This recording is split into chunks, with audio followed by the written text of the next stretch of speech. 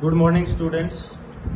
आज हम नई यूनिट शुरू करवा रहे हैं। इस यूनिट का नाम है laws of motion. Laws of motion के बारे में जब हम डिस्कस करते हैं तो हम ये कहते हैं कि ऑब्जेक्ट को मोशन दिया जा रहा है या ऑब्जेक्ट का मोशन चेंज किया जा रहा है, और उनको चेंज करने के लिए एक ही चीज की जरूरत पड़ती है जो होता है फोर्स। तो आज हम नॉर्मल बेसिक चीजें फोर्सेज के बारे में डिस्कस करेंगे। सबसे पहले तो हमें ये पता होना चाहिए कि फोर्स क्या होता है। हम शायद 6th क्लास से फोर्स की डेफिनेशन पढ़ते हुए आ रहे हैं। इट इज ए पुश और पुल। इट इज ए पुश और पुल विच चेंज और try to change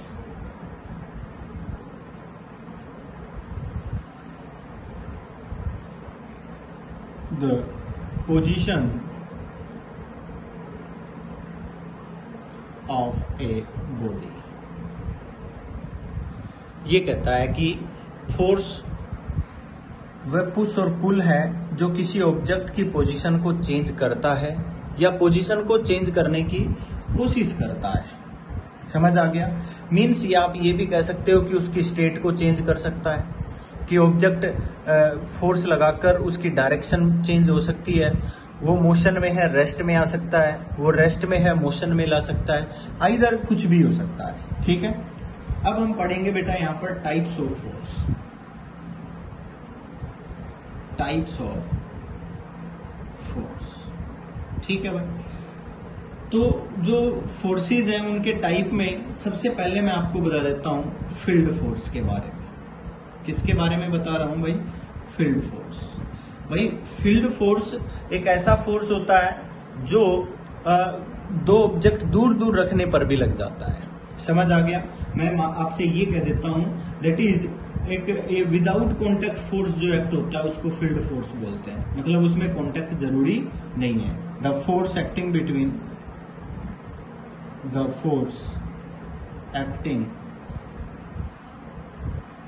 between two bodies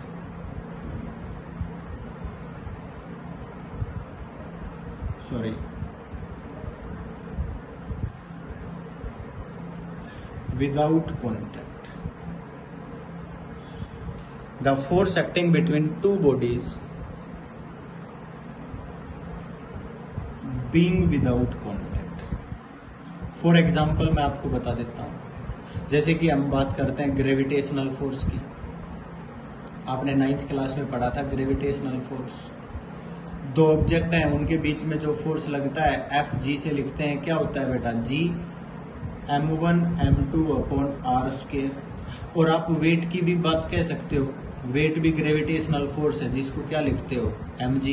कि कांटेक्ट में आना जरूरी थोड़ी है। आपने किसी ऑब्जेक्ट को हवा में लटका रखा है तो भी उस पर वेट तो लग ही रहा है उसका, वो अर्थ के कांटेक्ट में बेशक है या नहीं है। आपने कहा, दूसरा एग्जांपल ले लिया आपने electrostatic force. Electrostatic force, electrostatic force को एफ ई से लिखते हैं कि Q1 Q2 upon r square. दो चार्ज रखे हुए हैं, ये दोनों एक दूसरे के कांटेक्ट में नहीं है बट एक दूसरे के फील्ड में रखे हुए हैं। इनके बीच में डिस्टेंस जो है वो आर है, तो भी इनके बीच में फोर्स लगा हुआ है। मतलब एक दूसरे के कांटेक्ट में आए बगैर भी फोर्स लग जाए, उसको बोलते हैं बेटा फील्ड फोर्स, क्योंकि ये इसके फील्ड में रखा हुआ है। मैंने बोला था ना कि एक दूसरे के फील्ड में रखा होना हो। ठीक है, अब दूसरे टाइप का जो फोर्स होता है उसको मैं बता देता हूं बेटा कॉन्टेक्ट फोर्स। ये तो विदाउट बीइंग कॉन्टेक्ट था ना, विदाउट कॉन्टेक्ट लिखा हुआ है। ये कौन सा फोर्स मैं बता रहा हूं आपको? Contact force.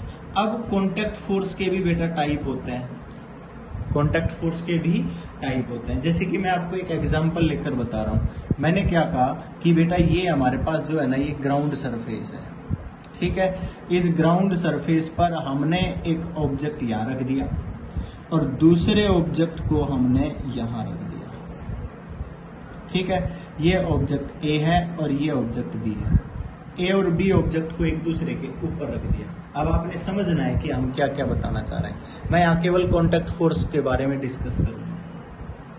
मैं क्या करता हूं, इस ऑब्जेक्ट को तो F1 फोर्स से उधर खींच देता हूं और इस ऑब्जेक्ट को F2 फोर्स से मैं इधर खींच लेता हूं। मेरी बात समझ आ गई है?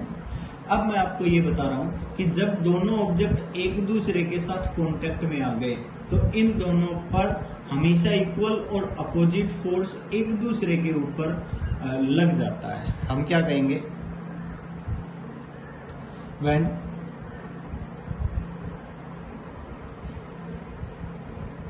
two bodies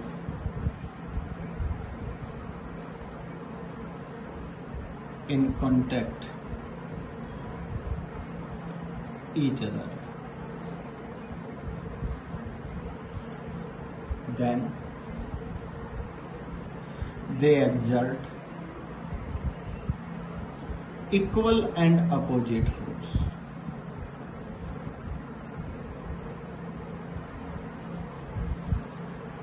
Equal and opposite force each other. समझ आ गया? और यहां पर जो सबसे इंपॉर्टेंट बात जो ध्यान देने वाली है, दे can never cancel each other.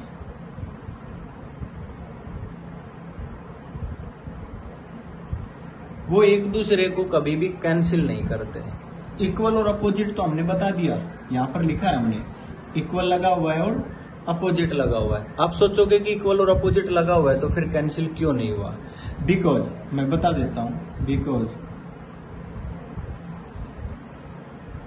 They acts on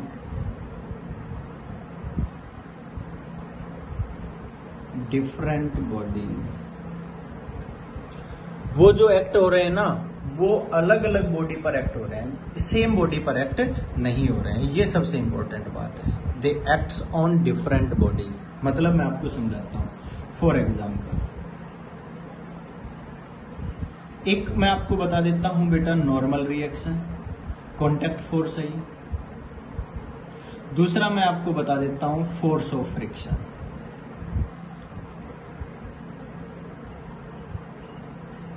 force of friction, ये दोनों फोर्स जो हैं, ये दोनों के दोनों कॉन्टैक्ट फोर्स हैं।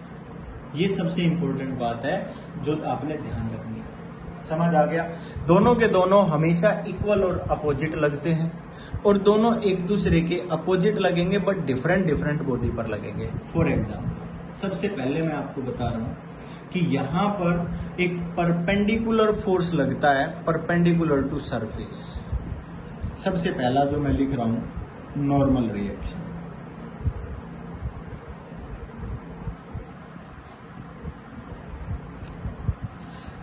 नॉर्मल रिएक्शन में मैं आपको बता देता हूं, force, contact force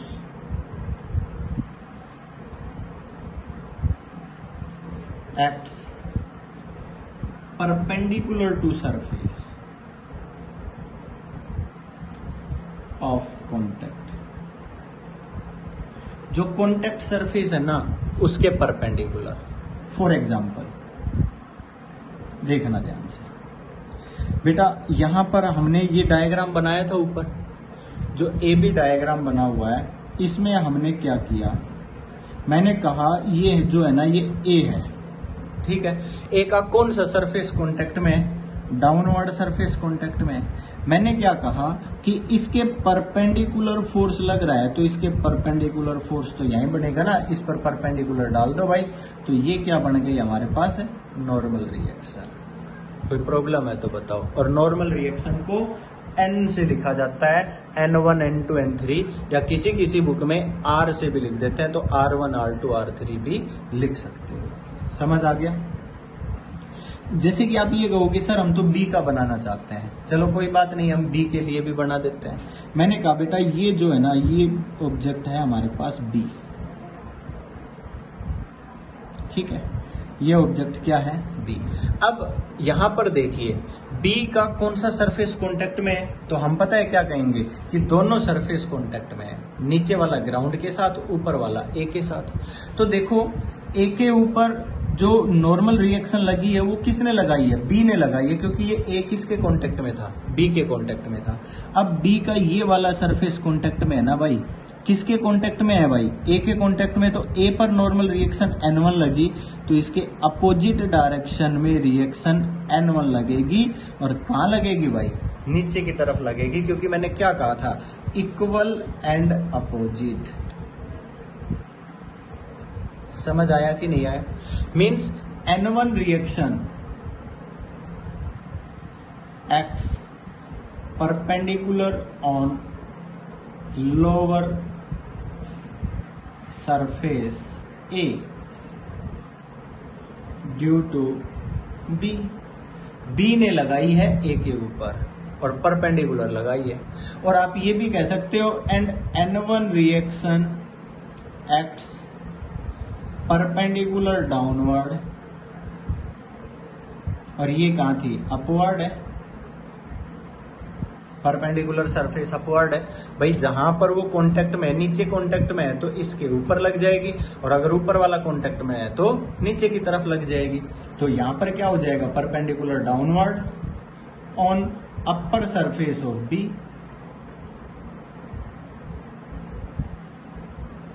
due to A. उस पर ए ने लगा दी, मतलब ए ने बी पर लगा दी, बी ने ए पर लगा दी, एक दूसरे के अपोजिट डायरेक्शन में लगा दी। ये पॉइंट समझना मोस्ट इंपोर्टेंट था। अब आप ये कहोगे सर ये नीचे वाला जो सरफेस है ना, ये तो ग्राउंड के कांटेक्ट में था। भाई ये वाला जो सरफेस है ये तो ए के कांटेक्ट में था, पर नीचे वाला किसके कांटेक्ट में था, ग्राउंड के कांटेक्ट में था।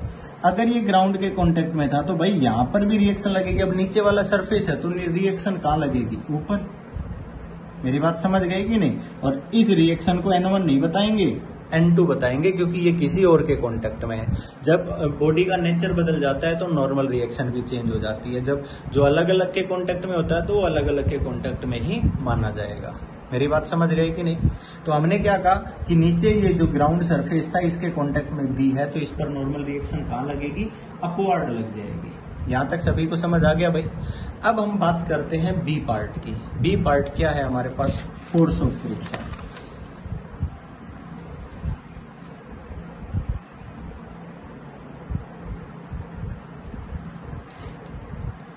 बी पार्ट हमारे पास है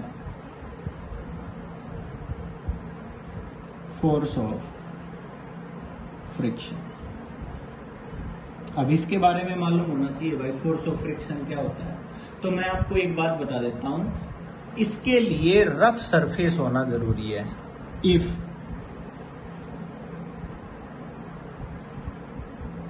contact surfaces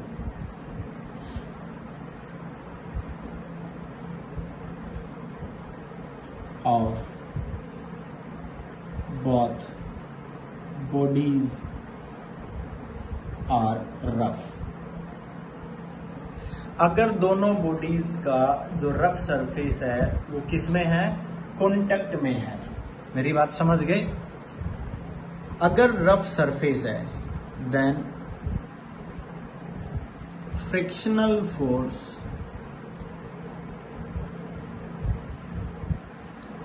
always acts opposite to direction of applied force।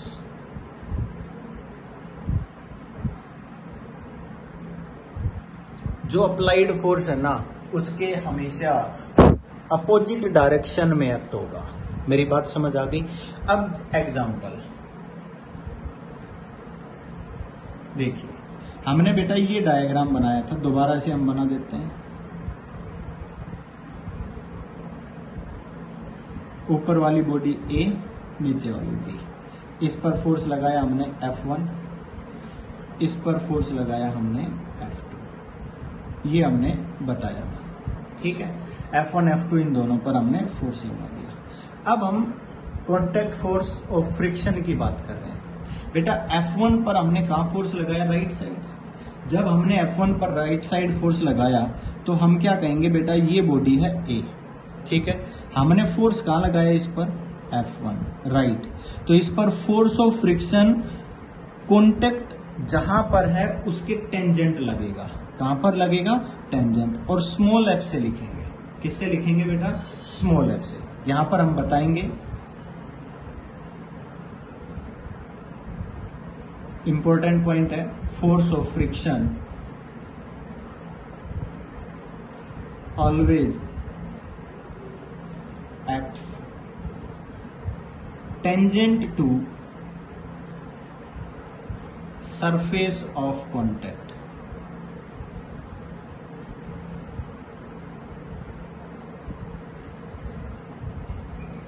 जो फोर्स ऑफ फ्रिक्शन है ना, वो हमेशा और हमेशा सरफेस ऑफ कॉन्टैक्ट के टेंजेंट अप्लाई होगा, टेंजेंट एक्ट करेगा। ये सबसे इंपॉर्टेंट बात है।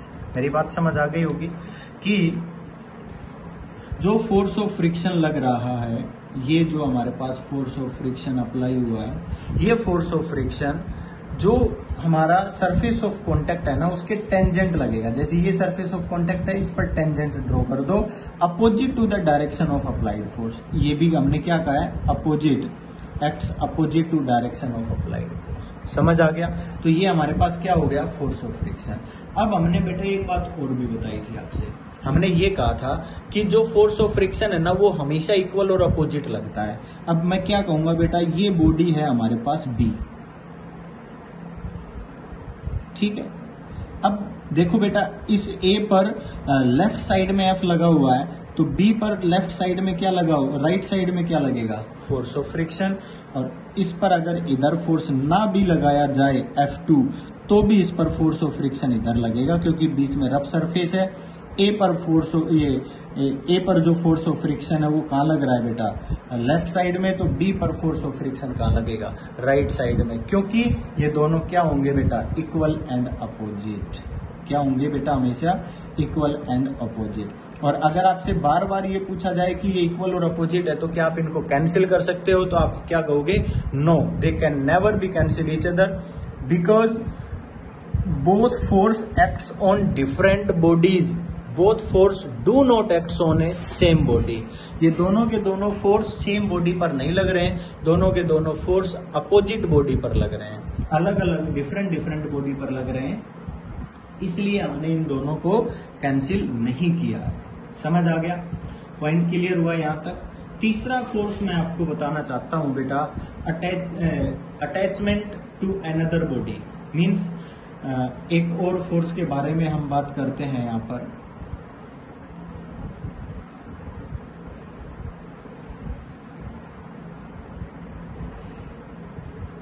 Attachment to another body. यहां पर मैं बात करूंगा टेंशन की। किसकी बात करूंगा भाई? टेंशन की बात करूंगा। सबसे पहला पॉइंट इसमें मैं आपको बता रहा हूं, टेंशन। ये भी एक फोर्स है, टी से डिनोट किया जाता है। मैं हर चीज आपको बताता जा रहा हूं।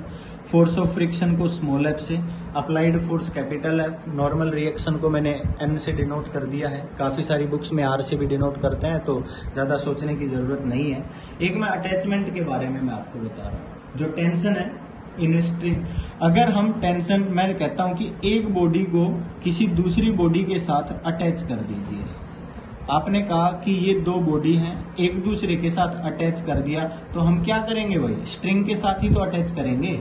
मेरी बात समझ रहे हो कि नहीं? हमने क्या कहा कि ये मान लीजिए एक स्मॉल एम मास बॉडी है, ये कैपिटल एम मास बॉडी है, दो अलग अलग है। हमने क्या कहा? इन दोनों को स्ट्रिंग के साथ अटैच कर दिया, ठीक है। तो हम क्या कहेंगे कि जो स्ट्रिंग के अंदर फोर्स लगेगा, स्ट्रिंग के ऊपर जो फोर्स लगेगा, उसको हम बोलेंगे टेंशन। समझ आ गया? हम यहां लिख देते हैं, फोर्स एक्टिंग ऑन स्ट्रिंग। समझ आ गया? और एक और हम ले लेते हैं कि हम इनको स्प्रिंग के साथ भी अटैच कर देते हैं। ये भी तो हो सकता है कि आपने इनको स्प्रिंग के साथ अटैच कर दिया बेटा। मेरी बात समझ आ रही है कि नहीं? अगर आपने इनको स्प्रिंग के साथ अटैच कर दिया, ये तो क्या है? स्ट्रिंग है भाई, और ये क्या है? स्प्रिंग है। मेरी बात समझ गई भाई? हमने तो अटैच करना है। मैंने क्या लिखा है? Attachment of another body. तो हम अटैच करने के तरीके बता रहे हैं। स्प्रिंग फोर्स लगेगा भाई, और मैं आपको बता देता हूं कि भाई जो स्प्रिंग फोर्स होता है ना बेटा, उसको हम क्या लिखेंगे, F is equal to KX। K spring constant होता है, ये आपको क्वेश्चन के अंदर मिलेगा। और आप जब स्प्रिंग के साथ अटैच करके फोर्स लगाते हो तो X क्या होती है, एक्सटेंशन। स्प्रिंग एक्सटेंड हो जाती है भाई, लेंथ बढ़ जाती है, एक्सटेंशन इन स्प्रिंग। और मैं आपको बता देता हूं, एक्सटेंशन के साथ आप कंप्रेशन भी बता सकते हो।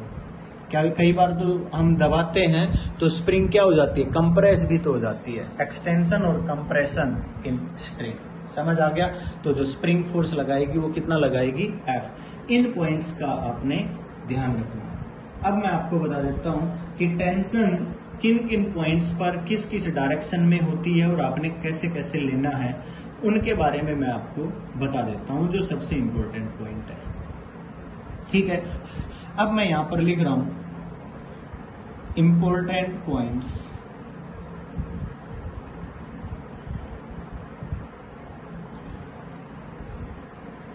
which are taken in string। Important points जो आपने किसके अंदर लेने हैं भाई, स्ट्रिंग के अंदर लेने हैं, उनकी बात कर रहे हैं भाई। सबसे पहला पॉइंट, ठीक है, टेंशन से रिलेटेड है। पहला पॉइंट, इफ सबसे पहला पॉइंट मैं बता देता हूं, स्ट्रिंग इज inextensible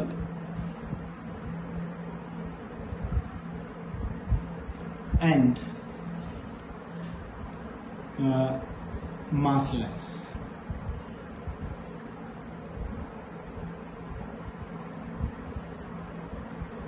समझ आ गया।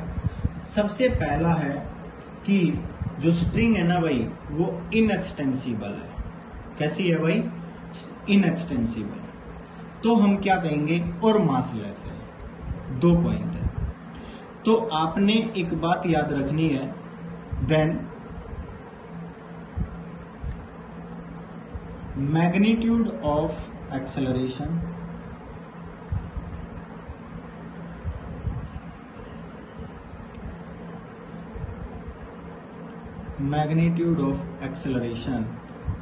and tension at every point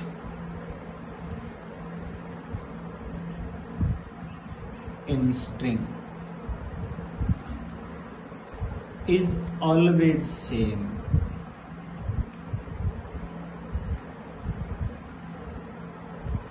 देखो, अब अभी आपको वैसे समझ नहीं आया होगा, मैं एक एग्जांपल दूंगा तो आपको समझ आ जाएगा। हमने कहा बेटा ये ग्राउंड सरफेस है,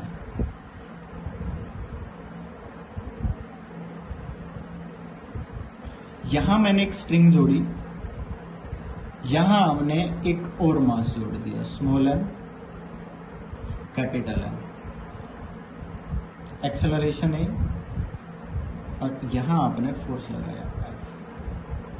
मैं आपको यहां क्या समझाना चाह रहा हूं, हम ये समझाना चाहते हैं कि अगर हम टेंशन की बात करें तो हर पॉइंट पर तो टेंशन सेम है, और अगर हम एक्सेलरेशन की बात करें तो जितने भी मास लिए हुए हैं हर एक की एक्सेलरेशन सेम है, बशर्ते कि क्या होना चाहिए, स्ट्रिंग इनएक्सटेंसिबल होनी चाहिए, मतलब स्ट्रिंग एक्सटेंड नहीं होनी चाहिए, और स्ट्रिंग का जो मास है वो मास लेस माना जाना चाहिए। मतलब जैसे कि आपने कोई कुछ किलोग्राम में मास ले लिया और एक धागा ले लिया, उस धागे का मास जो आप जिसको आप पुल कर रहे हो उसके रेस्पेक्ट में नेग्लिजिबल है।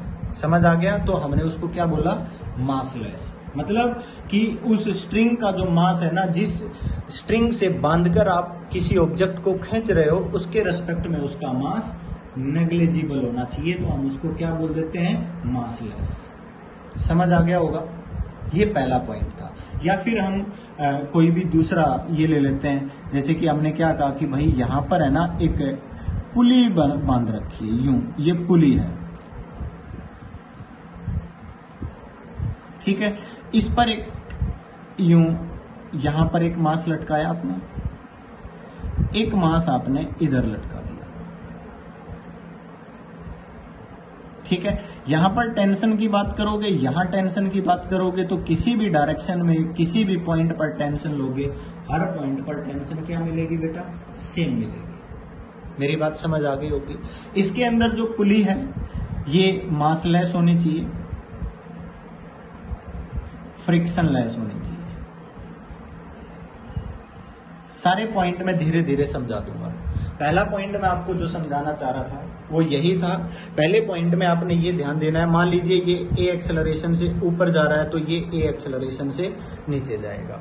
मतलब मेरा पहला पॉइंट यही था कि मैं आपको एक्सेलरेशन समझाना चाह रहा था कि एक्सेलरेशन क्या मिलेगा, सेम मिलेगा। अगर एक्सेलरेशन सेम मिलेगा इसका मतलब है कि ये इनएक्सटेंसिबल है। बेटा मान लो ये एक्सटेंड हो गई तो भाई इसकी तो अलग स्पीड होगी, फिर इसकी अलग स्पीड होगी, तो दोनों का एक्सेलरेशन क्या होगा, अलग अलग हो जाएगा। और हम क्या चाहते हैं कि दोनों का एक्सेलरेशन क्या होना चाहिए, सेम होना चाहिए।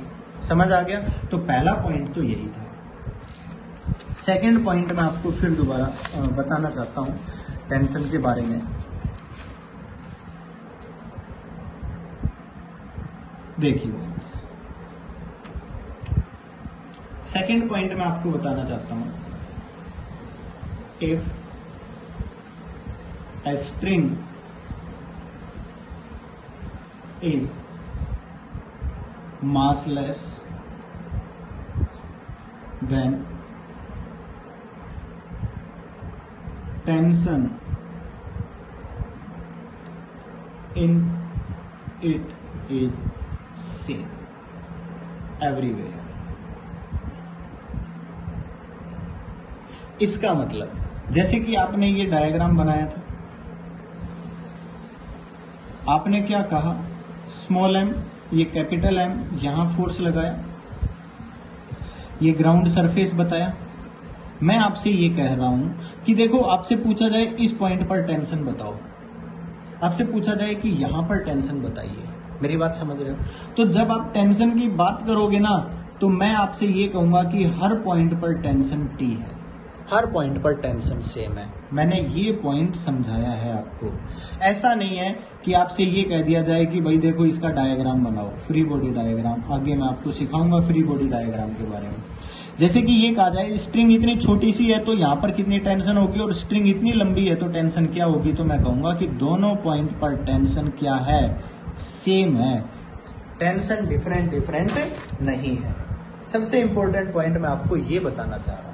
आपसे कहा जाए कि चलो इसके लिए बनाइए, इसके लिए हम क्या कहेंगे बेटा कि यहां पर भी टेंशन लगी हुई है और इधर भी लगी हुई है। इधर आप छोटी स्ट्रिंग ले लो या बड़ी ले लो, इक्वल और अपोजिट बतानी है। यहाँ टेंशन टी थी तो इधर भी टेंशन टी लगी हुई है, क्योंकि ये स्ट्रिंग इधर बंधी हुई है तो ये स्ट्रिंग इसको वापस पीछे की तरफ फोर्स लगा रही है, तो टेंशन की डायरेक्शन इधर दिखानी है। अगर इस मास को देखते हैं तो ये स्ट्रिंग इस पर राइट साइड में फोर्स लगा रही है, तो टेंशन राइट साइड शो करनी है।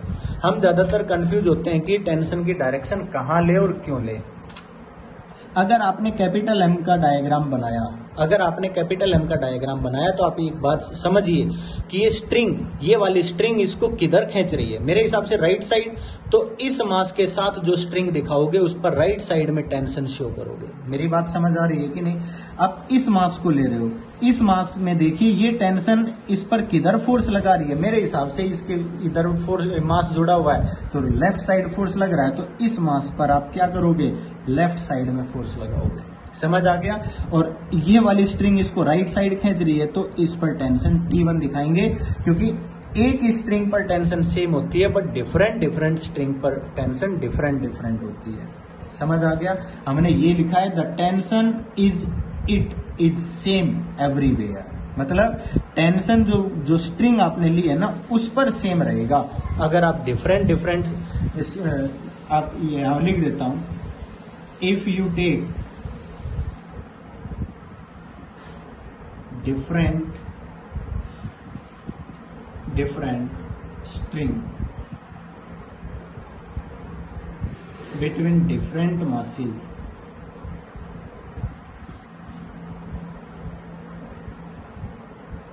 then tension is different in each string। ये भी याद रखना। जैसे कि मैंने आपसे बताया कि ये आपके पास फर्स्ट स्ट्रिंग है, ये सेकंड है, तो फर्स्ट पर टेंशन T बताई तो इसके हर पॉइंट पर T रहेगी, और इसके हर पॉइंट पर हमने T1 बता दी तो ये सेकंड स्ट्रिंग है। ऐसा नहीं है कि इस पर भी T बताएंगे और इस पर भी T बताएंगे, ऐसा नहीं है। समझ आ गया? अब मैं आपको सेकंड पॉइंट इसी का पार्ट बता रहा हूं, इसका A पार्ट, फिर इसको मैं B में लिख रहा हूं। D में मैं ये लिख रहा हूं, if string has a mass, if string has a mass.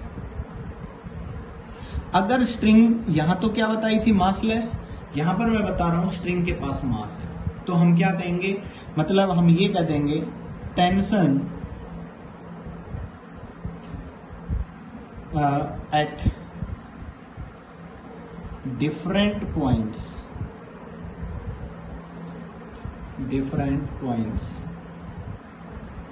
Will be different. मैं आपको ये बता रहा हूं, मतलब डिफरेंट पॉइंट पर टेंशन डिफरेंट होगी।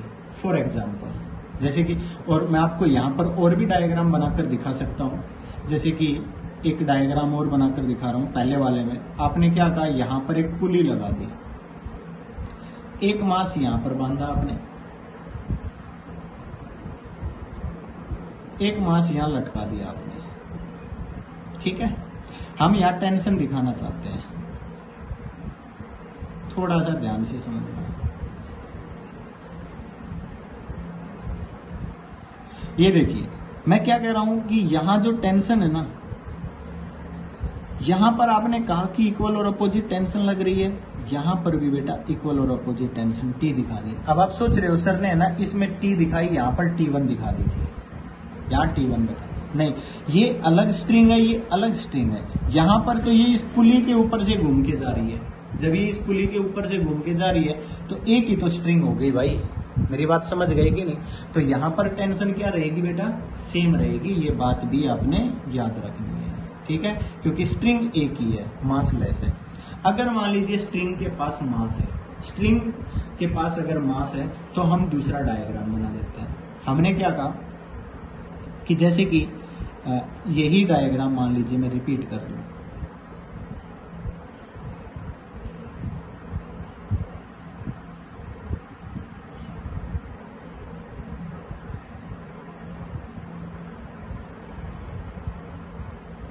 ये देखिए डायग्राम रिपीट हो गया।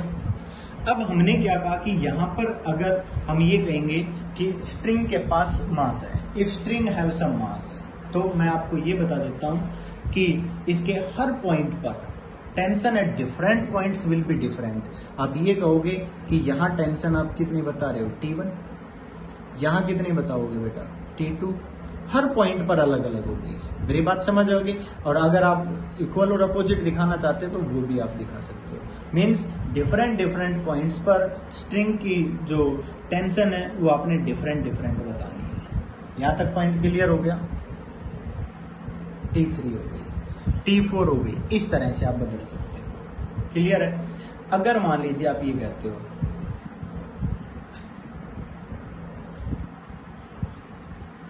थर्ड पॉइंट में मैं आपको ये बता रहा हूं, if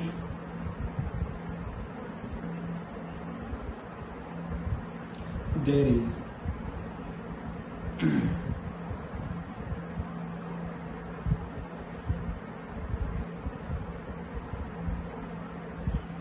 friction between string and pulley.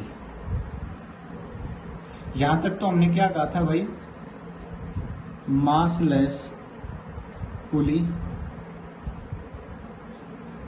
And frictionless pulley. मेरी बात समझ गए? अभी तक तो जो हमारी पुली थी ना बेटा, हमने क्या बताया था, मासलेस एंड फ्रिक्शनलेस। अगर हमने ये कह दिया if there is friction between string and pulley, अगर स्ट्रिंग और पुली के बीच में फ्रिक्शन लग जाए, अगर स्ट्रिंग और पुली के बीच में क्या लग जाए, फ्रिक्शन लग जाए। समझ आ गया? अगर हम ये बात बता दें तो ये कहेंगे, और ये भी मैं बता देता हूं, एंड स्ट्रिंग इज मासलेस, और स्ट्रिंग को मैं क्या ले लेता हूं, इज मासलेस। स्ट्रिंग अभी मैं मासलेस ले रहा हूं, तो मैं क्या कहूंगा कि देखिए डायग्राम बना रहा हूं, पुली है भाई,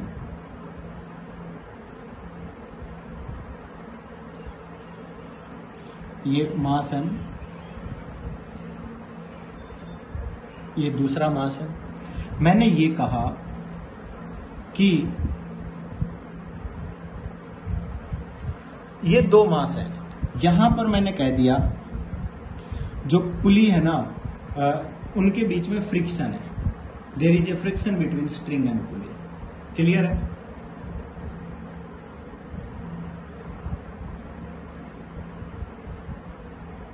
friction between string and pulley. हमने ये बता दिया friction between string and pulley, and string is massless, string massless है, बस ये ध्यान रखना है। ठीक है, तो क्या होगा, तो मैं टेंशन के बारे में आपको बता रहा हूं। तो यहां पर आपने ध्यान रखना है, ये हमारे पास एक ही स्ट्रिंग है। अब हमने क्या पढ़ा, स्ट्रिंग मासलेस है, तो टेंशन हर पॉइंट पर सेम होनी चाहिए, बट ऐसा नहीं है।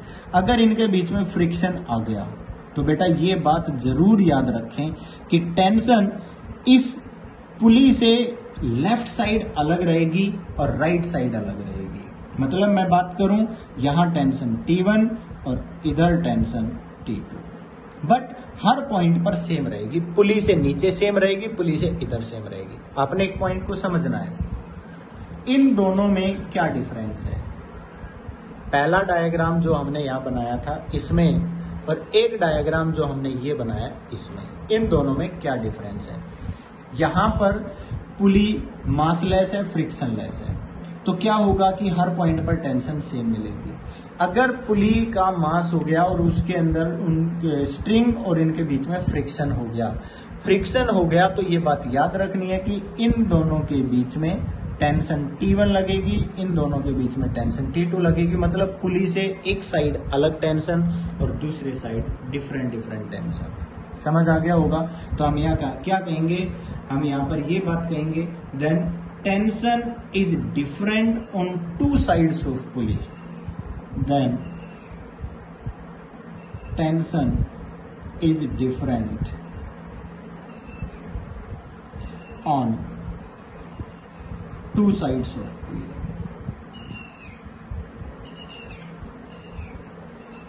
ये याद रखना है आपको, काफी इंपॉर्टेंट पॉइंट है। मेरी बात समझ गए? पॉइंट क्लियर हो गया होगा भाई। और अगर आपसे ये कह दिया जाए कि जो स्ट्रिंग है, और ये तो हमने बता ही दिया वैसे तो, कि अगर ये स्ट्रिंग है और इसके पास मास है, मैं ये कह देता हूं कि स्ट्रिंग मासलेस नहीं है, और friction between pulley and string, ये अगर आपसे बता दिया जाए, if string is not massless, जो स्ट्रिंग है वो मासलेस नहीं है, and there is friction between pulley and string, then वहां मैं डायग्राम बना दूंगा, मैं लिख यहां देता हूं। तो उस केस में क्या होगा, अगर उनके बीच में दोनों ये फ्रिक्शन आ गया पुली और स्ट्रिंग के बीच में, तो हम यहां पर क्या कहेंगे, then tension is different at different points on both sides of पुली।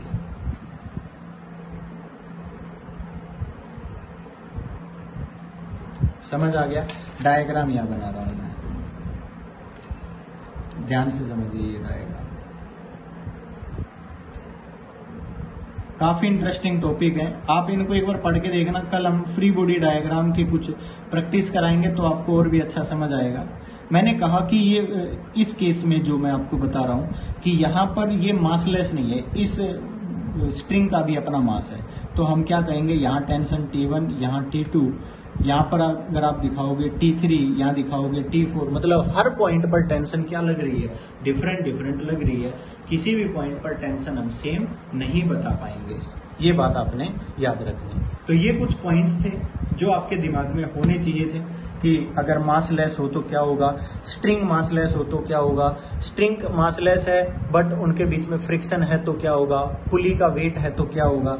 तो ये सारे पॉइंट मैंने यहाँ पर लिखे हैं। तो आपने आज इन सभी को पढ़ना है और इन सभी को बार बार लिख के देखना है कि कौन सा फोर्स कहाँ लगता है, कैसे लगता है। कल की क्लास में हम इनकी प्रैक्टिस कराएंगे, ठीक है भाई। तो आप इनको पढ़ के देखना। आज के लेक्चर में बस इतना ही। Thank you.